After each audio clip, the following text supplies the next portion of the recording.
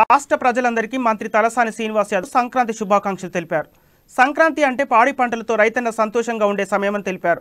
3 రోజుల పాటు ఆనందంగా జరుపుకునే పండుగ అని, ఆడపడుచులు రంగురంగుల ముగ్గులతో గొప్పగా జరుపుకుంటారని తెలిపారు. అబ్బాయిలంతా గాలిపటాలతో వేడుకలు చేసుకుంటారని అన్నారు. హైదరాబాద్ పీపుల్స్ ప్లాజాలో ఘనంగా కైట్ ఫెస్టివల్ నిర్వహించారు. ఈ సందర్భంగా చిన్నారులకు పతంగులు పంచారు.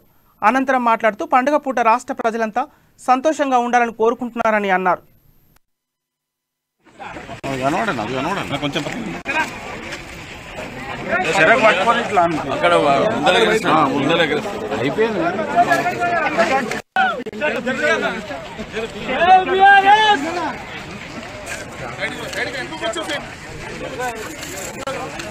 సూర్య గమనంతో కూడుకున్నటువంటి సంక్రాంతి.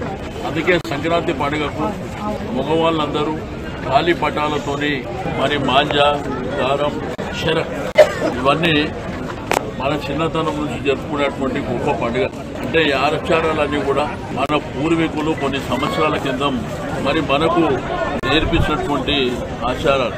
బట్ ఈరోజు తెలంగాణ రాష్ట్రంలో రైతాంగం అంతా పాడి పంటలతోని సుఖ సంతోషాలతోని కేసీఆర్ గారి నాయకత్వంలో 24 గంటల కరెంటు, ఎక్కడ చూసినా కానీ ఇరిగేషన్ వాటర్, తాగడానికి డ్రింకింగ్ వాటర్, ఇట్లా ఎంతో సంతోషంగా సంబరాలు జరుపుకునేటువంటి సంక్రాంతి.